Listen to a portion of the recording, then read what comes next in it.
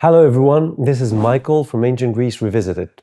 And first I would like to thank everyone who got on board through our last video. If you haven't watched it, please do. It was quite the expedition. We took a helicopter, we flew to a beautiful, lush place in Arcadia, where an ancient Greek temple is being erected for liturgical purposes. We had lots and lots of comments, mostly negative, mostly positive, apologies, mostly positive, some negative, perhaps a bit of a Freudian slip. Some of the negative I appreciate tremendously to the degree that they are respectful and honest, and I try to reply to most of them. But as a Freudian slip that you might have heard, starting from the negative today, I have something just as special because I want to give another substance to a lot of those things that were touched very lightly and justifiably gave rise to certain suspicions, certain doubts, certain criticism that, like I said, to the degree that is well expressed, it's very well received by us. I have with me a professor from Brazil. We have agreed to call him Miro. That's it. But I have also agreed to let him pronounce his name because I'm quite incapable of doing it. So please. But before we start, I'd like to remind everyone of liking, subscribing, consider supporting us on Patreon. We do feed on the kindness of strangers, but more importantly and more immediately, please consider filling out that survey that we've put out below, and it will only take 2 minutes, and it will help us gather the data that we'll need to show other people, other stakeholders, that there is a lot of interest in the projects that we're trying to initiate. So I hope you enjoy the following discussion. Michael, thank you very much for having me. My name is Clodomir Barros de Andrade. I teach in the Religious Department of Universidade Federal University in the city of Juiz de Fora in Brazil. And I work basically with the nature, philosophy, and religions. What's the connection of religions and the sacred?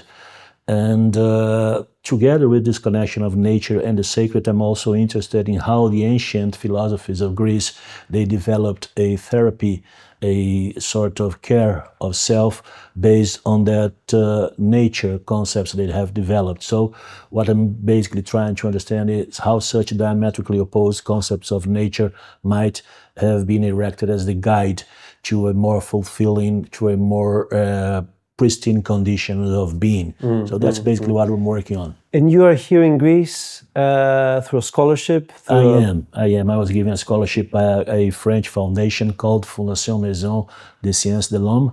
It's a foundation of the humanities that have historically given scholarships to scholars from all over the world to develop their projects, and I was awarded one of those scholarships, and I spent some time at the Anima Institute, the laboratory at the Sorbonne and the Collège de France that studies the anthropologies and histories of ancient Greece. And now I'm here working at the French school in Athens, trying to research something for my new book that's probably going to have the title of Gods, Nature, and Wisdom in Ancient Greece. You came to the right place to discuss these things. Like I said, our last video sparked a lot of interest because, you know, this effort is essentially a revival of ancient Greek paganism, for lack of a better word. And I'm someone who tries to keep the middle path. Like I see a lot of I always tip my hat to people who start a project and complete it, because this is rare.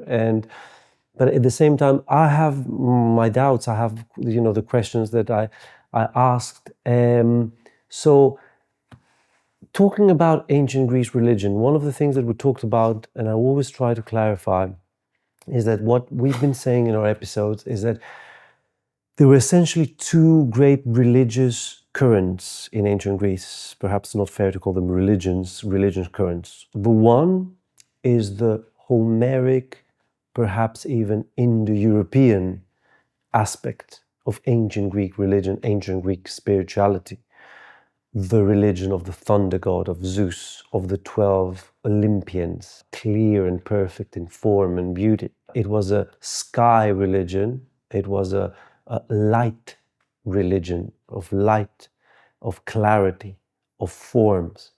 And it was a religion that, very much like other kind of Indo-European traditions, didn't have a very clear view on the afterlife, on what happens to us after death, to the point where you could even sense a kind of indifference to that. Homer spends very little time, and the images he gives us of an afterlife are very bleak, almost you just want to turn the next page.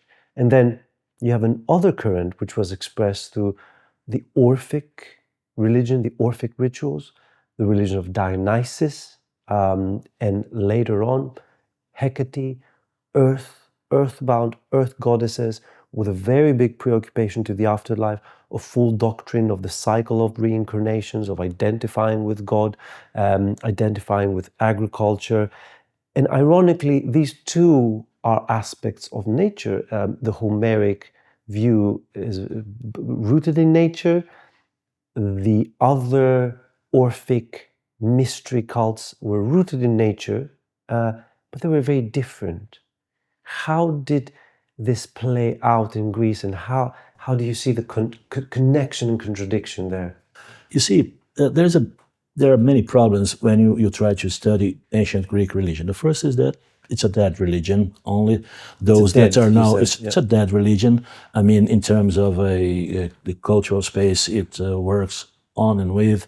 And there is a fundamental tension when we talk about ancient Greek religion, because we have the texts and we have a religion of poets. And we know that in ancient Greek, poets were the theologians, Homer, Hesiod, Orpheus. And you have the religion of the poets, this Homeric dodekatheoi, as you mentioned. We have the religion of the philosophers who criticized some of these insights. Some were very, they criticized Homer a lot because of something that both Homer and Hesiod said about those gods. And you have the popular beliefs that what really people did. And it's very difficult to find the limit between those different practices. But going through another angle, when you mentioned these ancient traditions, it's very important to remember that they are all somehow connected with the philosophy, Greek philosophy itself. Because on one hand, Greek philosophy became, with the time, a very powerful spiritual tradition in itself, I mean, a spiritual exercise. And on the other hand, you have a very clear criticism about popular religion and about what the poets said about the gods. So we have this situation. We have a religion that is, for basic purposes, dead or underground, went underground for some centuries and now they are resurfacing. Or you can either take an approach that says, look, we have this new phenomenon. How can we explain this new phenomenon? I'm going to use the label neo-paganism because this is not only happening in Greece, it's happening all over Europe. And this is why there's a lot of interest, because if it was just in Greece, there's a lot of interest because there is but just deconstructing a few of the things you said, that's one of the things that I'm trying to make clear. What you said, I like. It was a religion of the poets. In other words, when you read Homer, we need to remember that Homer was a poet in the extended ancient Greek sense, not a poet like Edgar Allan Poe was a poet like no other, a poet who recreated culture, and people would rather listen to him than to anyone else. But it's an artistic take. Yes. So what's being left is an artistic take. So what you're saying is that the people believed in the way they believed, and that inspired the poet to give his idealized view of that religion, and that it's that idealized view that we're left with. Well, Herodotus, he used to say that Homer and Hesiod taught the Greeks about their gods, their nature, their shape, their limits, their powers. So when you have this poetical religious traditions, we never had in ancient Greece a final book.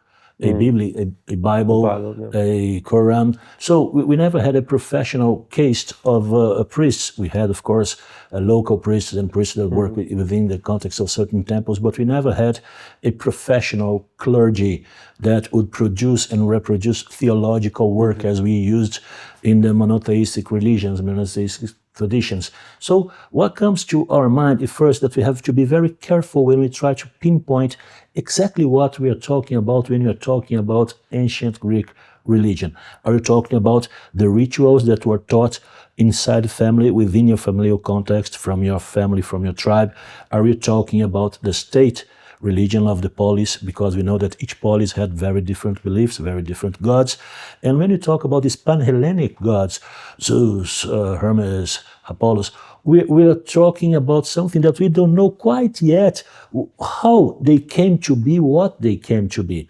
People talk about Eastern influences, people talk about some sort of a synthesis that went on through the centuries, but we really don't know what happened. What we really do know is that those traditions, and you were very, very right to say that we should not call a Greek religion, because we don't even have a term. The Greeks called it Eusebeia. Eusebia, they called it the true practice. So we are talking about an orthopractical tradition and not an orthodox. I mean, orthopractical, I like that term. So it's about attributing to the gods their proper rights, rather than going by the book, say, no, this... Yes, I mean, the traditions of the book, as we say, like Islam, like Christianity, they have a book that defines very clearly the perimeter of orthodoxy, what you are and what you could believe and what you could not. If you don't believe that Jesus was the Son of God, if you don't believe that Mary was a virgin, you can be a lot of things, but you're not going to be a Christian. You're not a Christian, full stop. Okay? Full stop. The same with Islam, the same with many other traditions. Whereas in ancient Greece, the tonic was how and what you do towards the gods. So your attention, your practice. I mean, the ritual, it's a practice. It's not a full dogma doctrine. People, you mentioned Homer talking about that. This was only one of the many possibilities that the Greeks had about it. So you're saying we should never read Homer like we read the Bible? No, we should never read by saying Homer that like the Bible.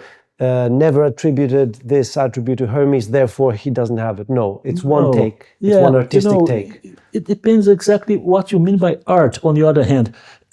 Homer was not only a very gifted poet, he's the founder of, or the continuator of something we call the Homeridae, of a long tradition of aeds, of bards that traveled throughout Greece to sing a very specific kind of hexameter poetry. It was very current in Mycenaean times, and probably even before that. It's probably Indo-European in origin. Yes, Martin West has a fascinating book about Indo-European poetry in which he describes the Greek phenomenon within this context of Indo-European. What is it called? Do you remember? Martin West. Yeah, he's a scholar, very famous scholar. Is it the How to Kill a Dragon? Yes, exactly the same. Yes. So you have to be a bit cautious and on the very careful side when you start to attribute a religion to Homer, because there's always this question: was Homer an inheritor of these traditions and he just voiced it in a very beautiful way, or he really created all those extraordinary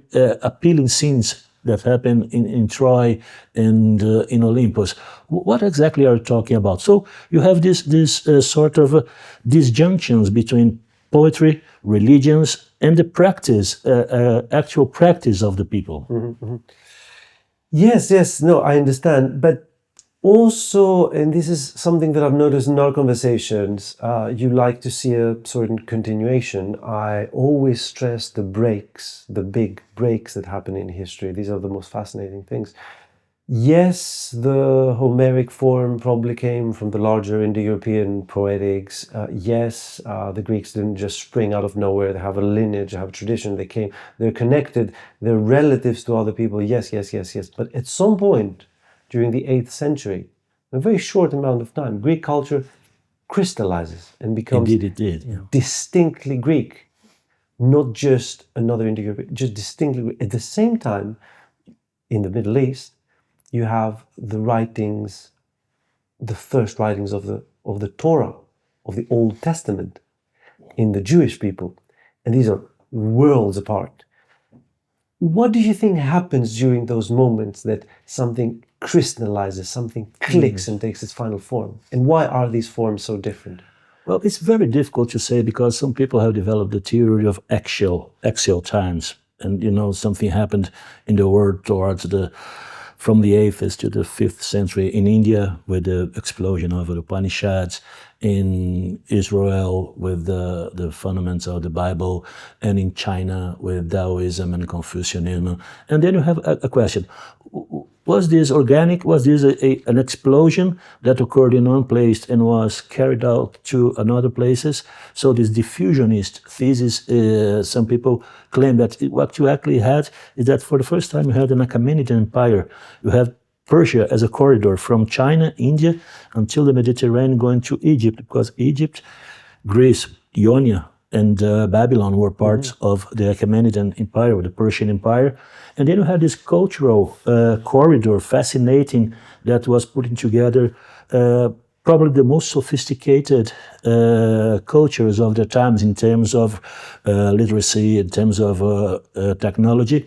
And on the other hand, you have this plurigenetic thesis that say that, well, human condition is such a condition of frailty and of longing for something bigger than themselves that it's going to be natural that these traditions explode everywhere. I mean, there's not an exact tool to pinpoint exactly what happens when things do happen in the way that you mentioned. You know that you're very right when you say that by the 8th century, Greece had become Greece, India had become India, Israel had become Israel. But what happened so that they became what they are? I really cannot say. Who knows? But it looks to me, the reason why it's fascinating is that it defies this very modern view we have of progress. The modern history is always imagined like a ladder, from the first ape man who chiseled the stone to sending a missile to the moon.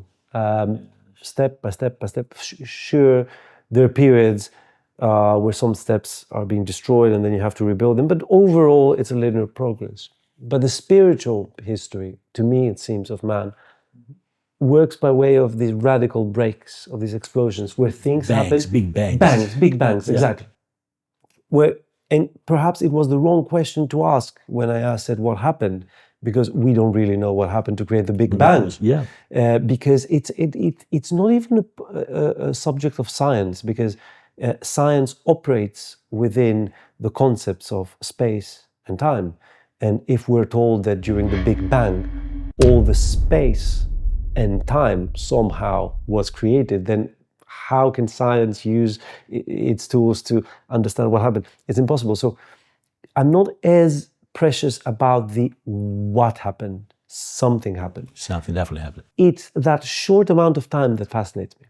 When for long periods of time, like in ancient Egypt, 3,000 years, yes, some, things change slightly, the religion changes, 1 millennia, it's Osiris, the supreme god, then it's Horus, but these are, small iterative changes.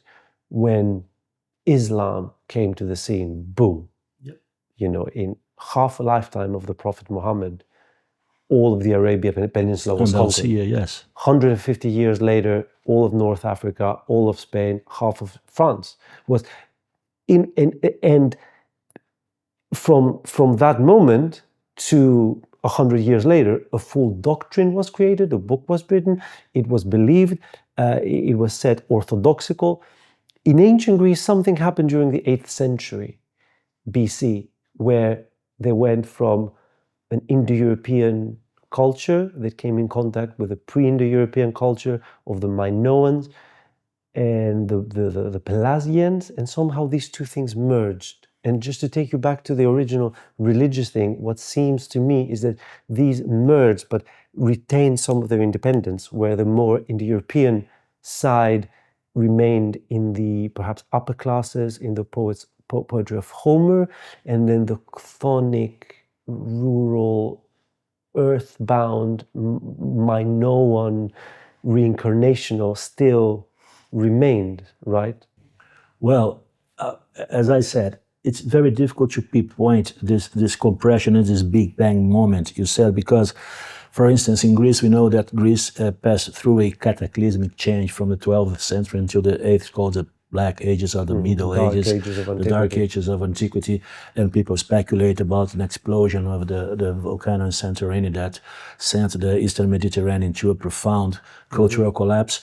And on the other hand, what we can really affirm is that by the 8th century, literacy was growing up in Greece, and together with this literacy, it was not only Homer that was circulating. We had a very fertile moment in terms of technology. I mean, Ionia, Miletus and Thales, the founding father of Western philosophy. We have the pre-Socratics. We have all sorts of cultural and spiritual developments that began. We don't know exactly whence. I mean, some people talk about Egypt, some people talk about Babylon, but that something happened. Something happened. Something happened. Yeah. What exactly? You can look through from different windows. I mean, you can look from a anthropological, cultural, historiographical, metaphysical. You can look from anywhere you want. But the fascinating point is exactly this plurality. That's something very powerful. Something very powerful indeed happened. We don't know the conditions of possibility that occurred to be so that a culture could be able to develop something so new, so powerful, and apparently in a very short amount of time. Very short amount of time. So when you mentioned the Christians, who would have said that in 2 centuries they would from the Colosseum to be given to the last to be absolute power in Rome. And it's crazy. It's what you said. I think it's best said something happened, because again, as a historian, you probably do not want to see to write about Jesus as the only Son of God and the fulfillment of the. You are, as a scientist, you want to see things objectively. But again, you have to admit something happened then. Something happened, because from, let's say, figuratively, the crucifixion of Jesus, let's say AD 33. I understand it might have happened a little bit before, but just for the sake of this argument, let's say 33 AD, as the scriptures say. And then in 30 years, you have the Christians as a distinguishable group with a very clear doctrine, kind of final. It changed a little bit, but not much. Very distinguishable, causing trouble in the Roman Empire, which means they must have numbered in the tens of thousands if they could reach Rome for Nero. That's how I remember the story, because Nero famously blamed the Christians around that time. So for the Christians to be a something, for Nero to point at, they have to cross the Middle East in waves of preaching, actually, and just teaching their doctrine, which was fully formed by the time. They had a fully formed doctrine, very new, very radical, and fully formed. Wasn't Jewish, was a little bit Jewish, was a little bit Greek, but new, in just 30 years. Yeah, it's crazy. If you take a guy like Paul Scholl, an intellectual, a public servant on Rome, and a disciple of Gamaliel, a big intellectual in the history of Judaism. So I think Paul, his personality shows a lot, or shows something, or points to something. The structure of the Roman Empire, the profound impact of Greek philosophy. Paul came from Tarsus, a Stoic center of diffusion of Stoicism, and you had a very magnetic, charismatic personalities that carry out the teaching of the master, and at the very moment they were teaching something very new, they were adapting to something that was already there, because no religion comes from nothing and becomes such a huge movement without taking something. Yes. Basic example, 25 of December is Sol Invictus.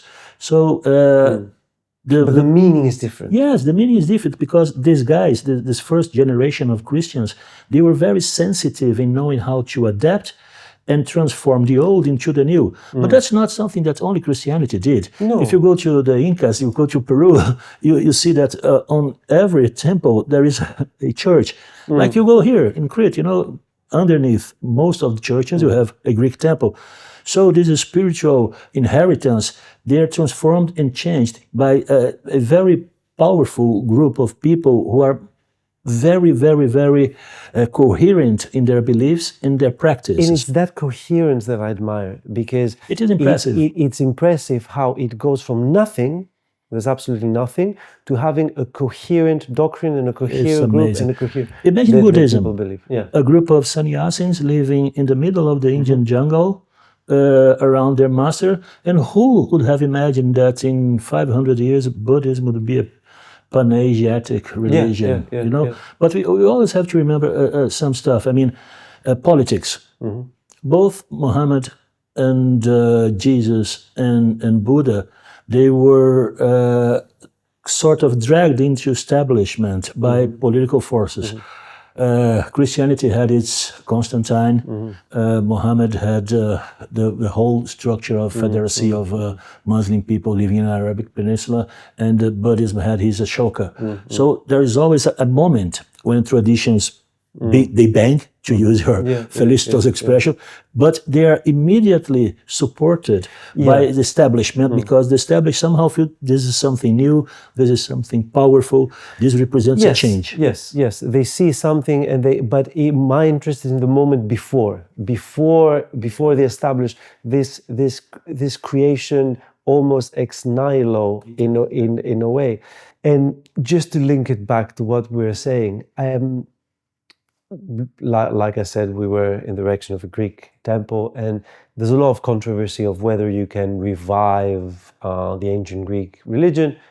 Already you have raised suspicion about what exactly do we mean by the ancient Greek religion. Do we mean the thing that people actually did? Do we mean what the poets have left us with? It's very difficult, and I'm very skeptical about this. I'm personally someone who doesn't believe that what you said as a possibility, you didn't say it as a certainty, that maybe this whole mystery school went underground for thousands of years and now it's resurfaced.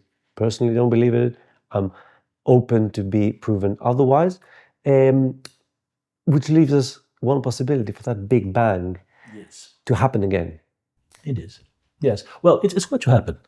If we take history, if we take history as a guide, it's going to happen somehow, somewhere, but we really don't know who, when, or how it's going to be, because this is pretty much the very fabric of reality. It's unpredictable. This religious experience, this founding experience. This founding moment. Imagine the Buddha under the tree, the moment he achieved nirvana under the Bodhi tree. Imagine Jesus in the desert after, going through his jejune of 40 days. Imagine Muhammad.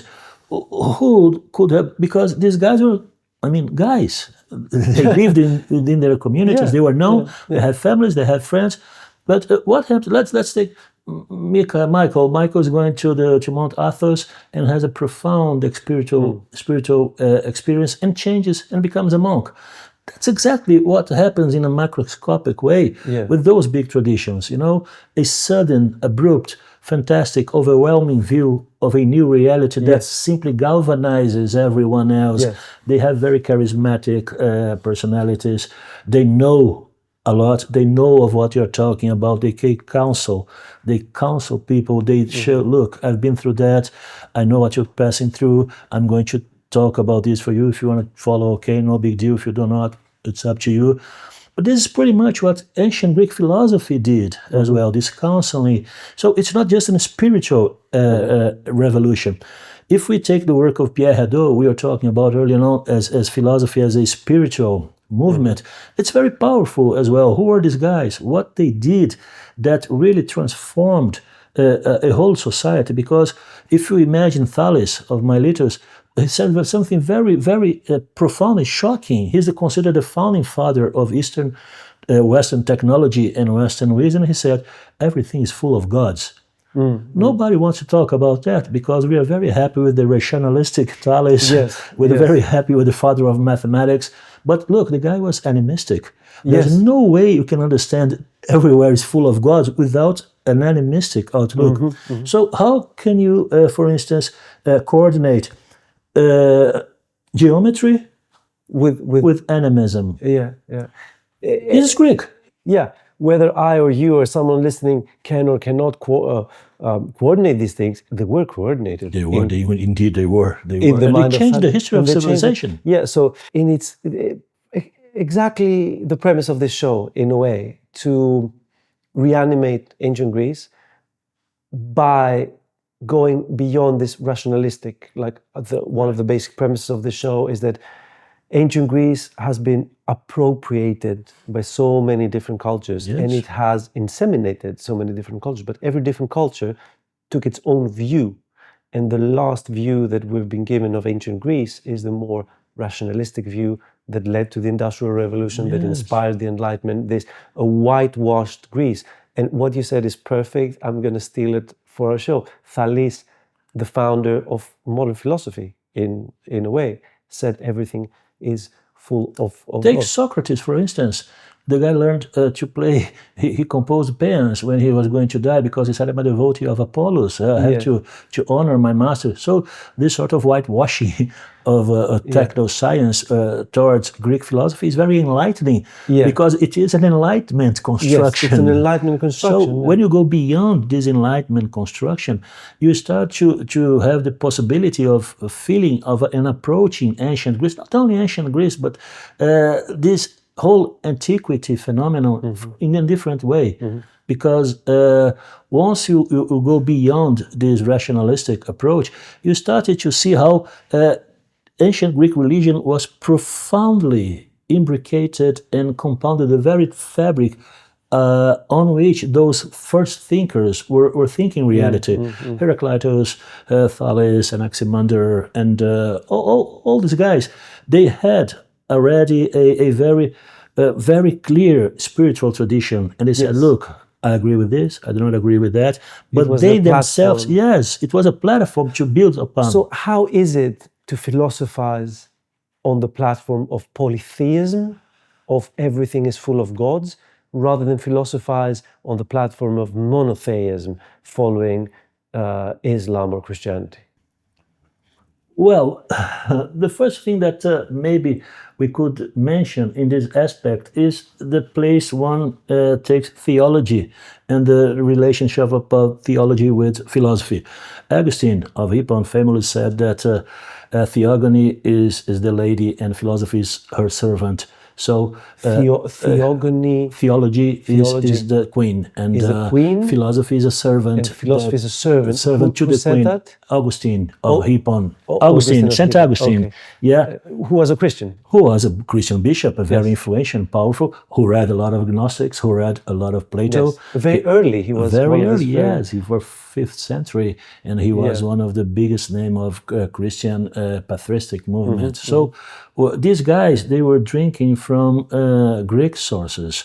We have the Greek patristic, we have the Roman patristic, and these guys, they read Plato, they read Aristotle, they read pre-Socratics, they read Hellenistic, they had Stoicism, they read Epicurean, they had all available to them this wonderful menagerie of texts and traditions and spiritual traditions to drink. And they did a sort of a very specific reading of these sources. And then you cannot understand, for instance, Christianity, whatever its branch, without taking into consideration the eastern basin of the Mediterranean world. It was always, seething with philosophy, polytheism. So the first thing, how do you philosophize in polytheism? Just look back at Greece. There was this tremendous effort these guys put to how to reconcile the practice, the orthopraxy of the Greek traditional, regular guy with these philosophy gods. I mean, if you take Stoicism, there is a logos that inseminates reality, and this logos creates a very good reality. On the other hand, you have Epicureanism that talks about atoms and emptiness, and both talk about gods. But their gods are diametrically opposed. But even so, they had a profound response from society. Both traditions were very influential in Rome and in Hellenistic Greece. So how do you philosophize polytheism? India has taught us how to do that. Greece has taught how to do this. Polytheism is a very democratic, is a very plural tradition. On the other hand, when you have monotheism, you could think of Nietzsche's expression. It's not monotheism. He says, jokingly, it's monotheism, because it's 2,000 years without a new God. That's got boring. It's monotonous. So when Nietzsche says it's not monotheism, it's monotheism. Monotonous. It's monotonous. Monotonism. It's monotonism. Yeah. Yeah. It's and you are talking about the Big Bang, and you talk, when is it going to be? It's going to be probably very near explosion of this monotonism, because, well, we know that we see the signs, we see the readings, and when we see this longing that you were mentioning before, we were talking about this sterility of contemporary world, something new is coming. Who, where, how? We don't know. We don't but really know. Just to wrap this little tangent up and to respond to some of our comments that I promised to do in the last video, this is why I take these efforts seriously. Although sometimes I see what they're doing and I don't agree. I may not agree fully or partially. There are efforts towards something that is going to happen. There is going to be a new explosion of the spirit, where a new worldview is going to come, a new connection with being, a new connection with the divine, as it has happened so many times, and a world that we can't really imagine is going to take place. Once this happens, all these things that are happening now are going to be absorbed into this new reality. So this is why I take these efforts seriously, because as serious as they are, or may not be in and of themselves, they're pointing to something new. You mentioned India, and I know that you lived in India. Yes. And there's a lot of people who see India, rightfully so, as the last bastion of the pagan religions, because India is pretty much, I think, the only significant culture that can trace an unbroken lineage of pagan ritual and belief to how, it depends how long you go, thousands of years. How is the life experience of living in a pagan country, essentially? Well, I was not a practitioner. I was studying Sanskrit and Indian philosophy, so my view is from as an outsider. And as an outsider, I could feel a very profound connection with this openness. I have to say openness because I would have a better plurality. term. An openness towards plurality, respect, a very deep and ingrained respect for every manifestation of the sacred. I think this is a very basic assumption of a polytheism, of a polytheistic society as a whole. But let me tell you about a very specific experience about what's happening in some countries like Brazil, where I come from. We have this African diasporic movement. Goes to America, goes to Brazil, goes someplace in the New World. We have the original inhabitants, what you call the Indian, with traditions, shamanistic or whatever term you may use, and we have Catholic Church. And it's fascinating to see how they interpollinize each other. I mean, with the traditions that go back from Christianity and go to Africa and go to the jungles in a very sophisticated formulation. You have new animism. You have some very sophisticated thinkers thinking through what exactly does it mean to live in a completely different ideological frame of mind like we do. What means exactly to be an animist? What means to believe that everything is full of gods, that is and what does it mean powerful? practically? Like, how do you cook differently? How do you make love differently? How do you operate a state differently? Yes, it's crazy for us because we operate with very rigid boundaries between the holy and the sacred and the vulgar. This is definitely something that this frontier is to be blurred. It's blurred. Like you know, when you think about, let's think again of another thing, like a man like Spinoza, a philosopher, a geometer like Spinoza, who was saying very, very similar things. I mean, this very reality. Pantheist. Yes, a pantheist. So. What exactly does it mean to believe that the sacred is profoundly ingrained in every realm and every point of reality? This is crazy for us. Everything is full of gods. Everything is full of gods. Someone might juxtapose and say that it's all well and good, you two guys philosophizing, but if you look at India, it's a country with immense inequalities, death, infant mortality, People have reported the dirt, without insulting anyone, but people have reported how dirty it is. I had a friend who stayed there, and he told me, you have to acquaint yourself with a new level of dirt. Like, it's not dirt like there's a banana on the street. No, there's the whole fruit cell and the fruit seller on the street. So it seems to give the devil its dues, although it's giving Christ its dues in this case, that Christianity did create a very clean, very orderly, very successful, very prosperous society in Western Europe. And these polytheistic religions, they created warring societies, they created societies where everything goes. Human rights were not taken as seriously here, and with all these consequences. What?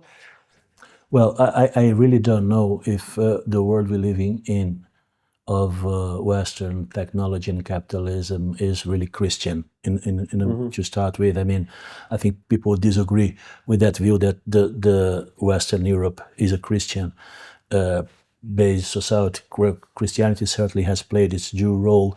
But to go back to India and the problem, you see, there seems to be a profound disconnection from spiritual beliefs do not necessarily translate into our modern bourgeois ideas of how things should be or operate. I mean, if on one hand you can pinpoint very deep and serious problems in India and China, we can also do that in Western societies as well.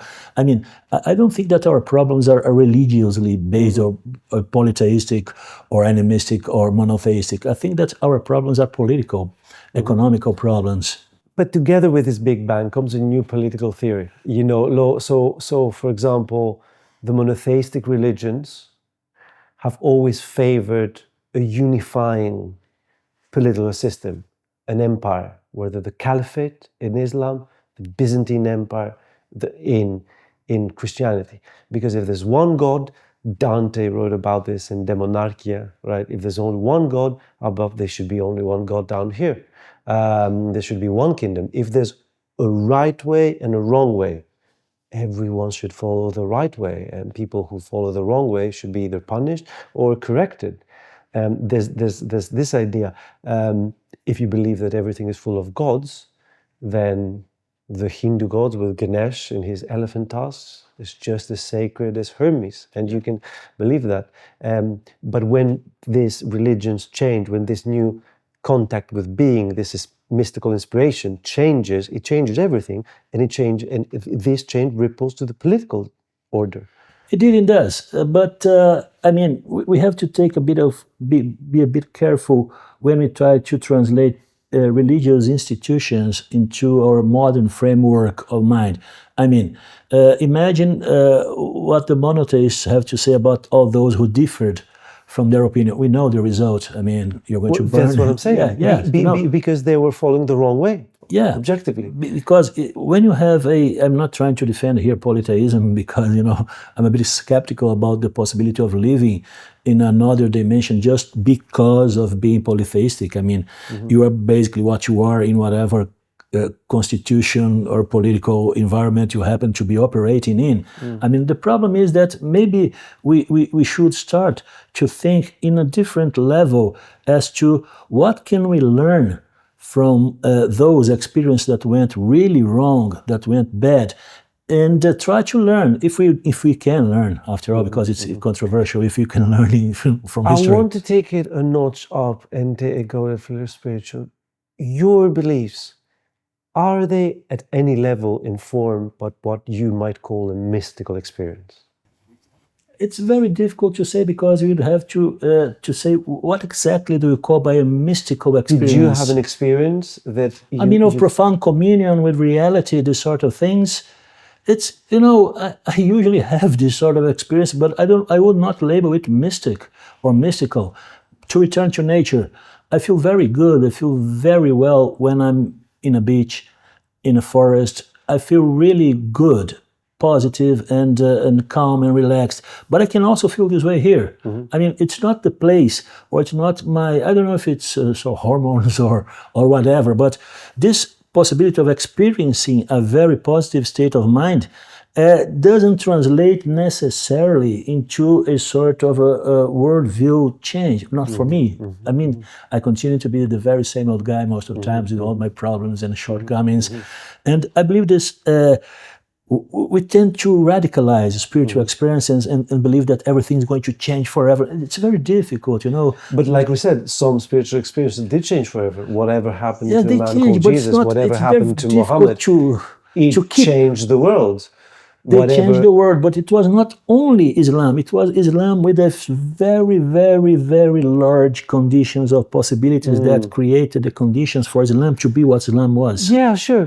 But I usually like the difference for me is the spark and the material that's burned. Right. The material has to be there, but there has to be this spark of. Oh, then we go back to the big old guys. Yeah. Who are they? We don't know. Well, these guys, they were charismatic enough to carry such a powerful message in such a transformative way that they galvanized everything. And we just, wow. Yeah. And I couldn't help but think, now that you're mentioning nature, Greece has a very different nature to Brazil. Indeed, it does. And I know that the nature of Brazil has also inspired a full set of polytheistic, animistic religions. How alive are they in Brazil today? They are thriving on a way, but on the other way, we have this rising of evangelical Christianity. So we have a sort of two-pronged movement of recognition of this Afro-diasporic inheritance. And we also are very aware of this tradition of the jungle, as we call the animistic original inhabitants of Brazil. And we have this very sort of, the word synthetical is very problematic, but we really don't know what's going to happen because, you know, this evangelical Christianity did not exist very much in Brazil 30, 40 years ago. They were... There's definitely a rise. There's definitely something is happening. And I know this from the United States. I keep hearing that Greek Orthodox Christianity is on the rise, which is a big surprise to me. Because when I was growing up, Orthodox Christianity was on the... And we were told that Greece, in order to become a modern nation, has somehow subdued its Orthodox part. And it made sense to me. And now to see it in the most progressive, in our Greek minds at least, progressive part of the world, which is the United States of America, to see Orthodox Christianity rise. And you were saying that it's something happening. And to me, it just goes back to this. There's a spiritual thirst, I believe, within modernity. And I do not blame anyone who tries to quench it in any way. It's like when someone is deprived of the sexual act, he will turn to masturbation. And you cannot ridicule him. You can catch him with his pants down, as the expression goes. And there's something very funny about it, of course. But he's been deprived of something. We have been deprived of something. We cannot really... connection with who? With God. Who's God? What is God? The divine, what is that? There's so many questions, but we feel that yearning. So when someone goes out, builds a temple to the gods, I don't criticize them too much because I recognize in him the same thirst there is in me.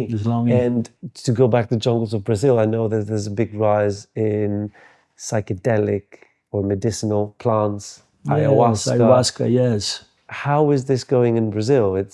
Well, we call it theomorphic substances. I mean, these substances, they sort of transport the user to a different place. Whatever that place is. And then we have this shamanistic sort of a new age going on, and it's already syncretic. And it's working and operating within levels that dialogue with Christianity. For instance, we have some traditions that use ayahuasca inside a very clear Christian environment. We have this Afro-diasporic inheritance as well. So as far as the substance-induced experience, it's thriving in Brazil, but not only in Brazil, in Peru, in Bolivia, in the US, in Europe. there are tours, there are shamanistic tours now that come from Europe to Brazil just to experience and try those sorts of altered state of consciousness, as people call it. It's valid. It's as you said.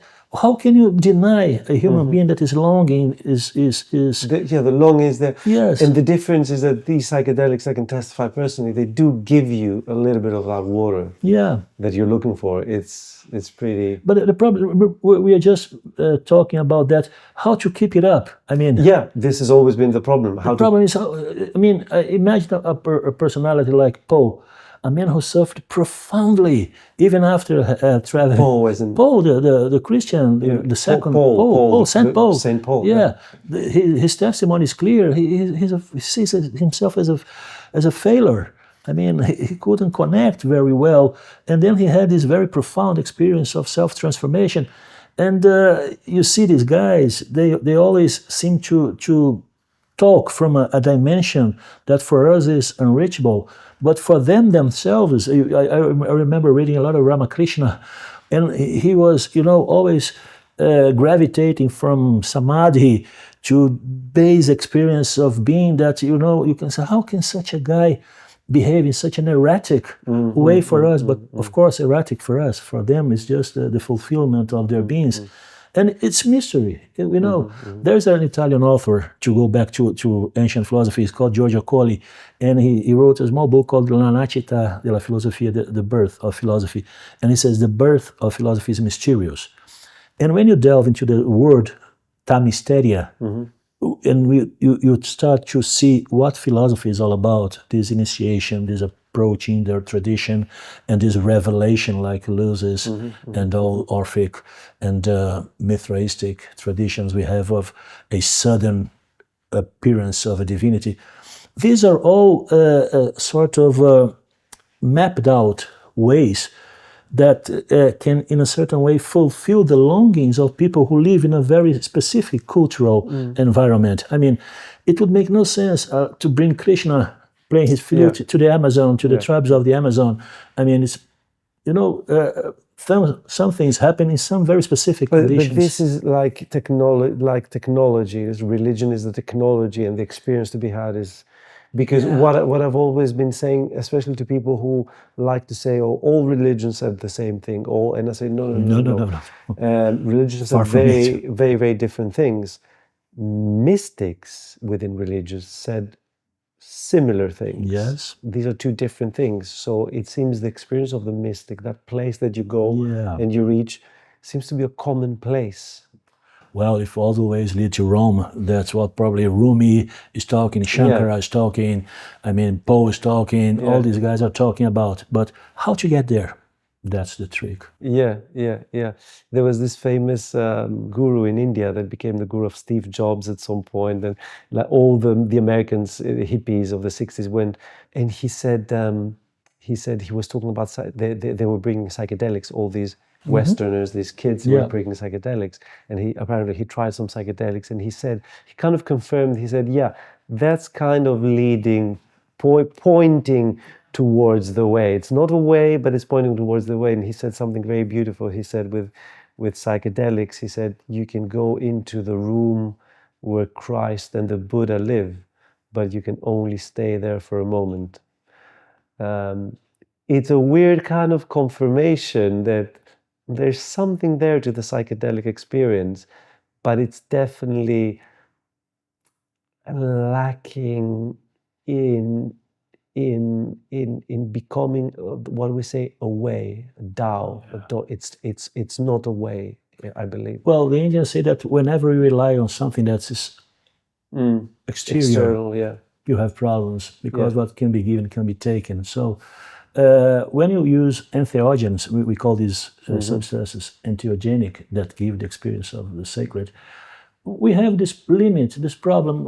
It's okay as far as the high goes, but after the high, where are we going to be? I mean, it's me and you, old Michael and Miro. This is a constant problem. That's why, and it's something we were discussing with Adam a lot. We have projects within the umbrella of Ancient Greece Revisited, trying to use modern technology, trying to use AI to kind of explore these fields.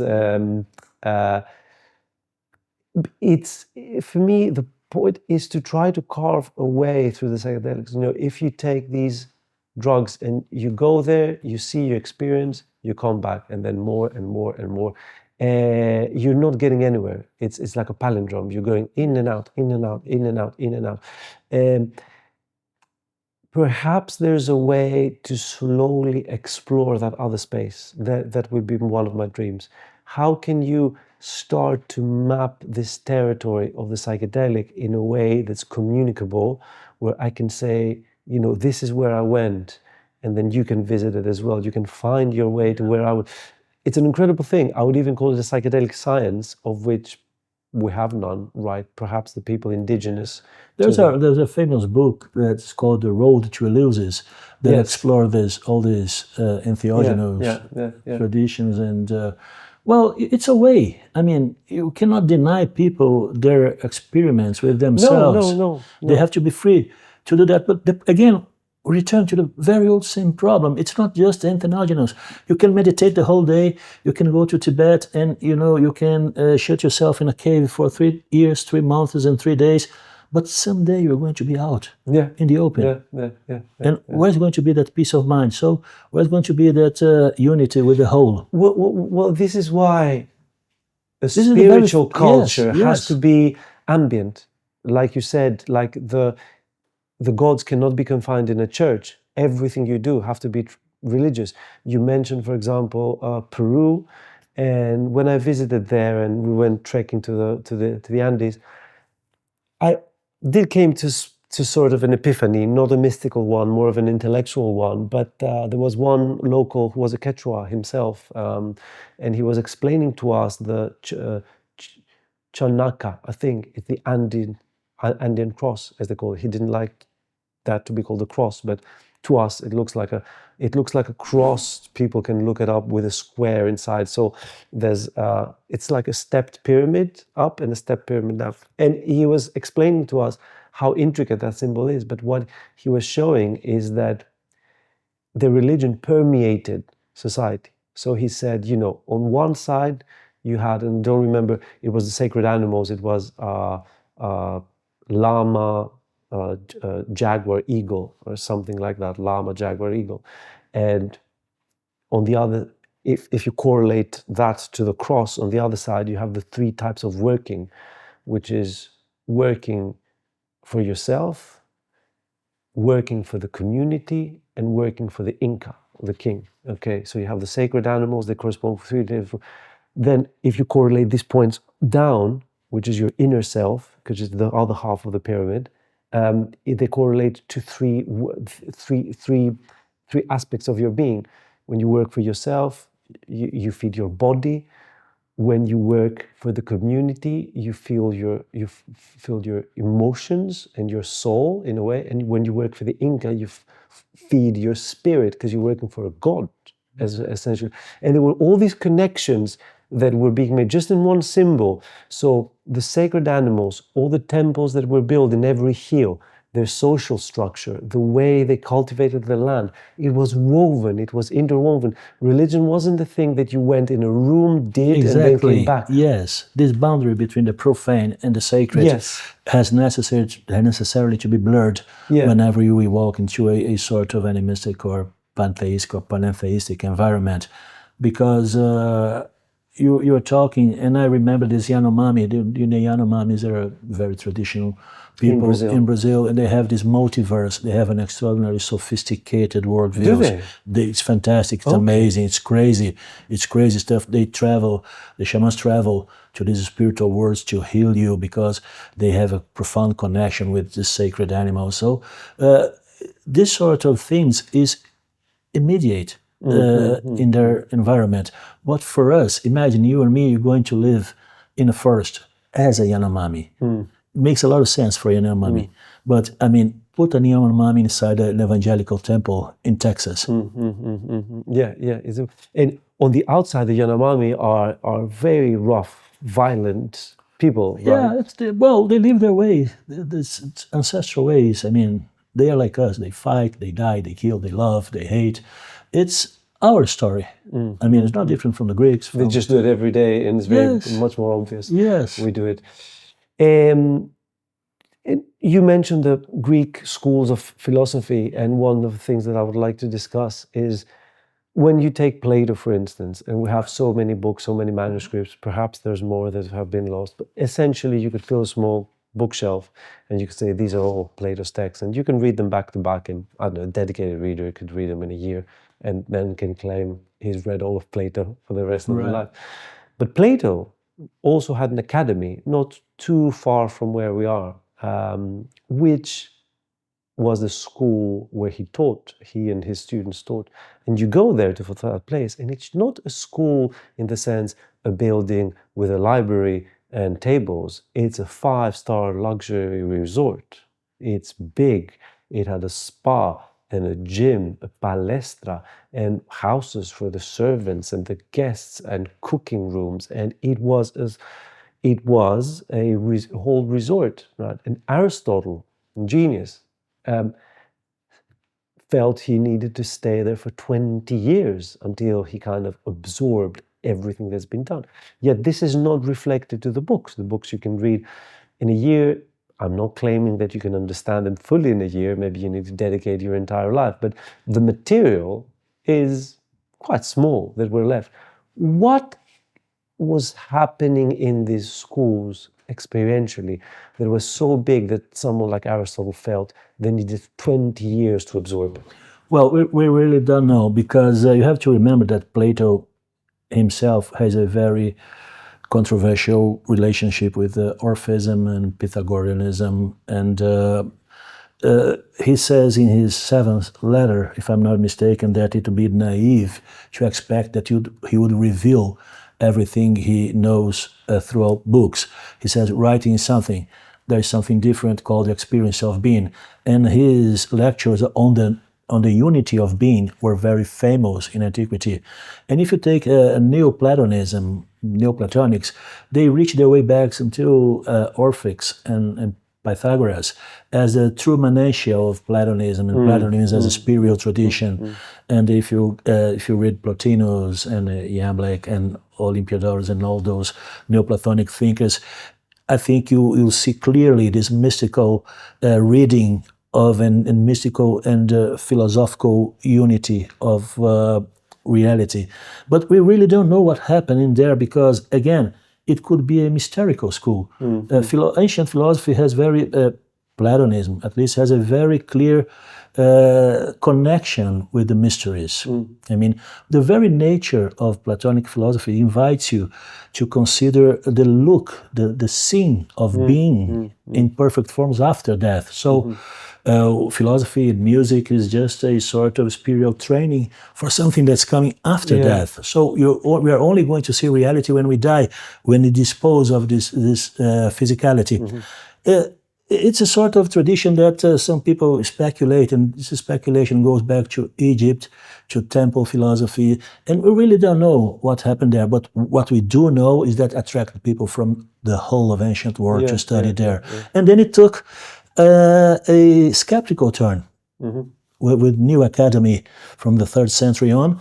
Platonism became almost a skeptical school. So you have this mystical, possible mystical, hardcore operating on a very, very similar level to a skeptical, philosophical, rationalistic exposition of reality. So what was the true Plato? I think that's the $1 million question. Who was the true Socrates?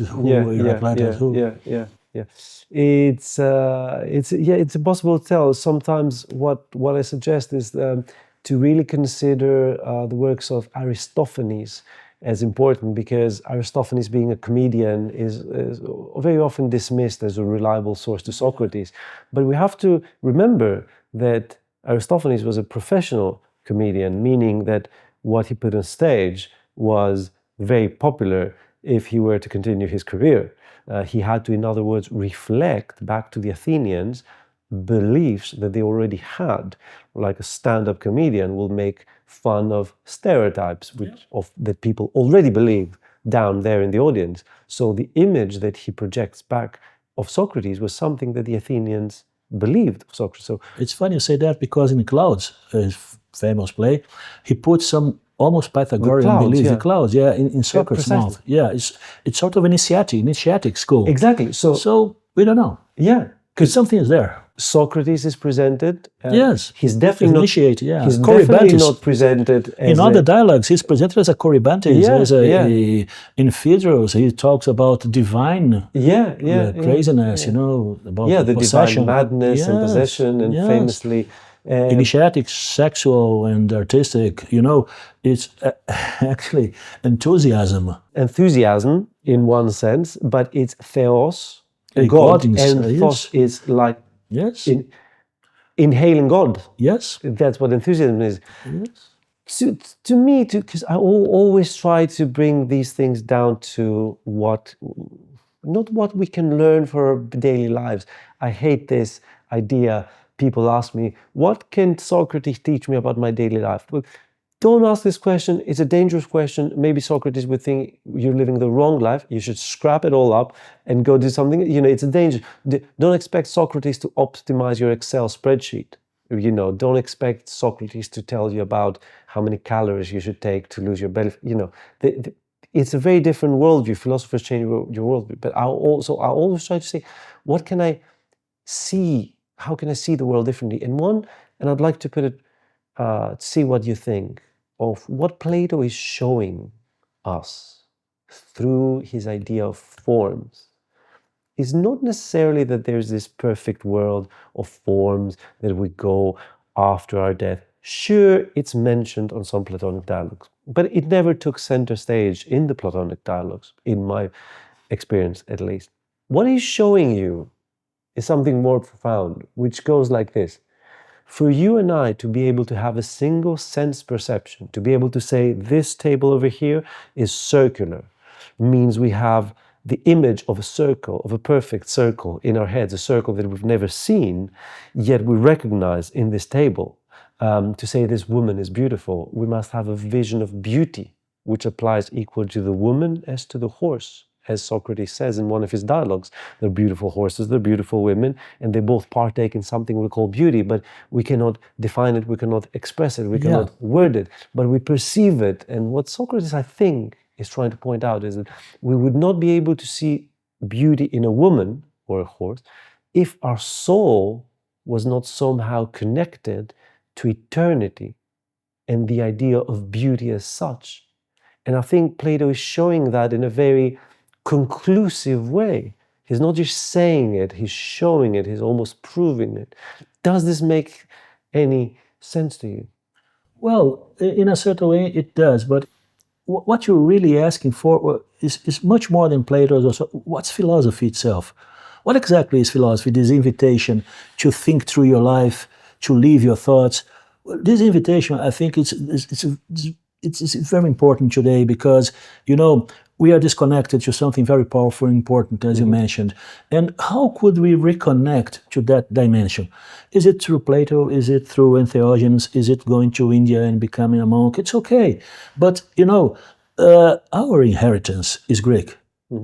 We are in Athens now talking about the history of Western civilization because, you know, Western civilization is Greek.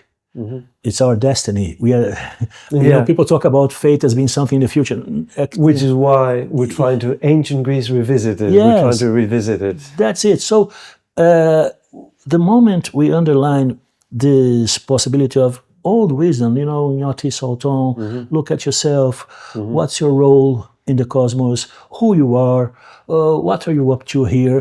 These eternal questions, they help somehow. They are tools that facilitate our gravitation towards a more meaningful experience.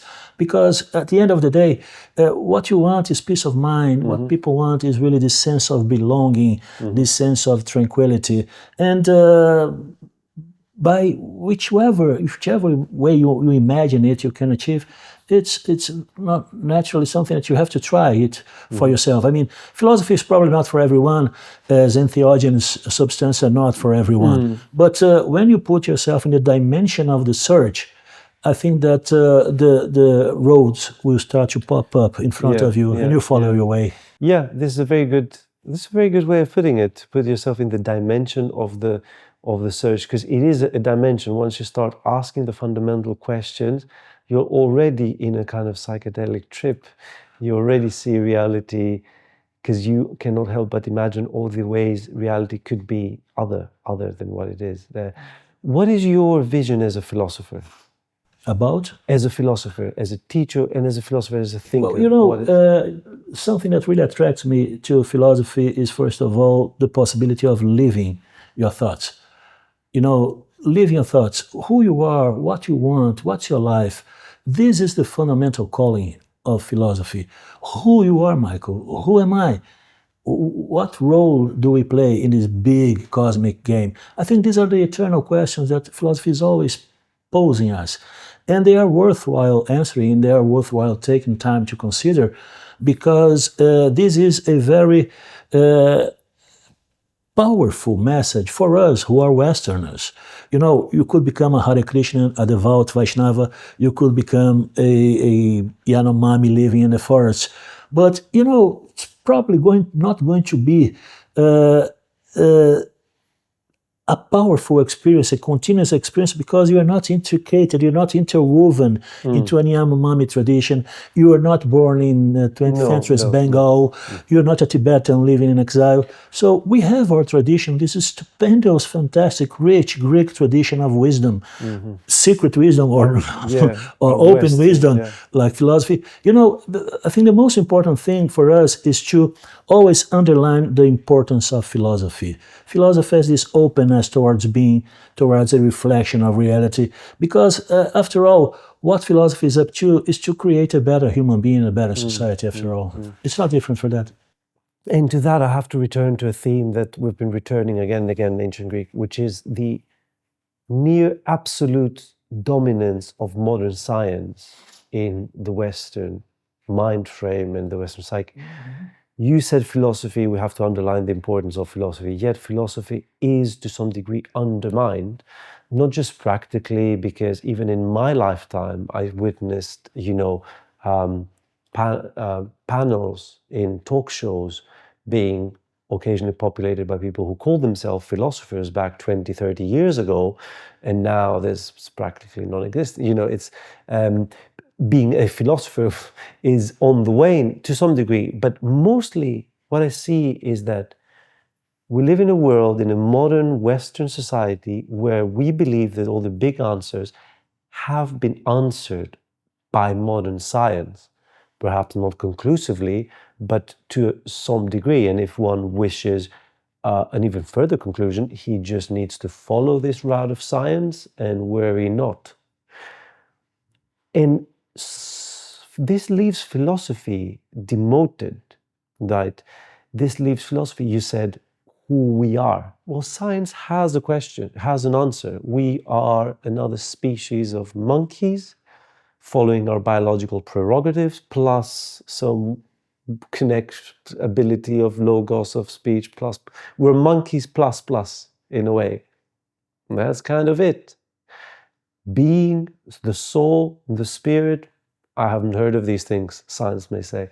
And what this leaves philosophy, the only place this leaves philosophy is what we call existentialism. So what I see, what I witness is that most philosophies have become existentialist within the 20th century. In other words, they start from where science leaves off. They start by saying, maybe we do live in a meaningless universe, maybe God did not exist all along. They sure fooled us, but now we know better. What can we do now? And they start philosophizing from this diminished point of trying to find meaning, as if meaning was somehow fugitive in the first place. I believe that if philosophy is going to become important again, it has to tackle the modern scientific mind view head on. Is this something you believe? Well, you've mentioned some very important issues. Let's try to just to analyze some of them. First of all, what comes to my mind is that one of our problems, I think, is this radical dichotomy between science and philosophy. I mean, if we look back to the archaic thinkers, science, wisdom, poetry, music, they are all interconnected. So in our historical cultural developments, we have branched out and we have forked out and we have these whole pigeons in universities called biology, anthropology, psychology. One thing that is very interesting, that's all the science, they give answers, but who is asking the important questions? I mean, if philosophy is the art of thinking, all the answers are okay, but the most important is to know how to ask the questions. So who is asking the question? And on the other hand, people have a problematic relationship with technology. But if you remember that our most important geniuses of technology, like Newton, Newton liked physics and geometry, but you know that his kick was to write poetical inspired analysis of the book of Revelations. Yes. And Descartes himself. So, we have a side B to this so-called technological revolution. We had Giordano Bruno, we had Spinoza, we had people saying very different things about the relationship between philosophy and science. And then I think we have to analyze what exactly are we calling science and what exactly are we calling technique. Because science is one thing, technique is another one, and the other thing is capitalism, organized capitalism and techno-science, because technique is something that is instrumental towards something. Science, if we take the Greek term episteme, it's different, it's a sort of a knowledge, true knowledge that you acquire. So I think we should think through science in the same way as we should think through everything. Ourselves, reality. How can you think about reality in the 21st century without thinking about AI? How can you think about modern society and Miro and Michael inside the society without thinking about capitalism and the working outs of political organizations?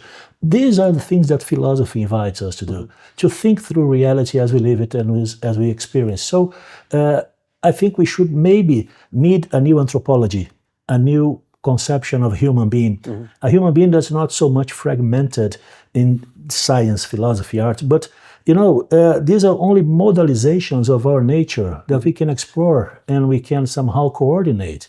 I mean, if you take a person like Goethe, scientist, poet, philosopher, Spinoza, and going back to ancient Greece, they are there. They are producing their wisdom, they are producing their science, they are producing their works of art without this sort of a schizophrenical outlook that we seem to have acquired right now of, no, science, because, after all, philosophy doesn't ask much unless an open-minded and a certain rational principles.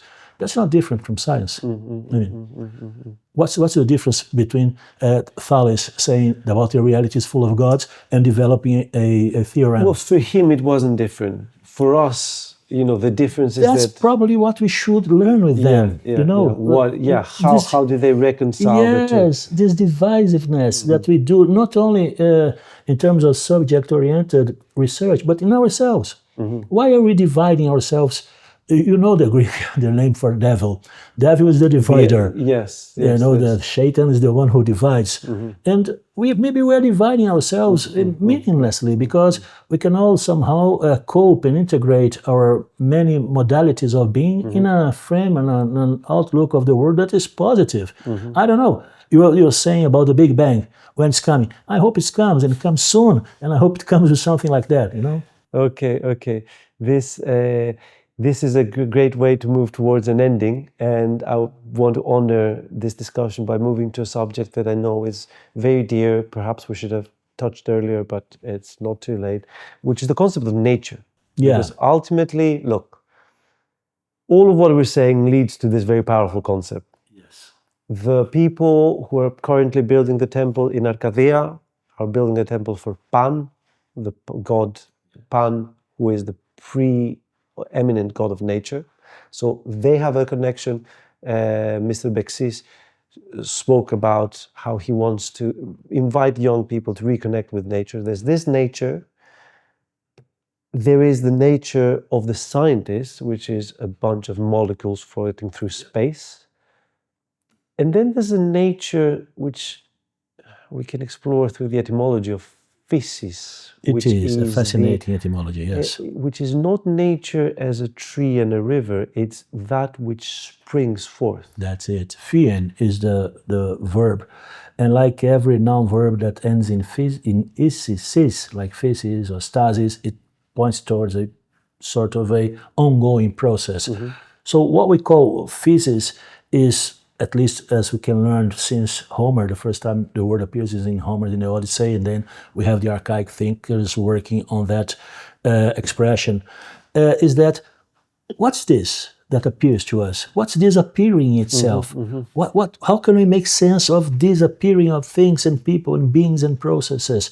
So when I said a bit earlier on that maybe what we need is a new philosophical anthropology, is exactly that. You know, Thoreau is an American writer, and he said something that's very powerful. He said, we are nature, and not understanding what you think you can be besides being nature. In the first place, you are a physicality.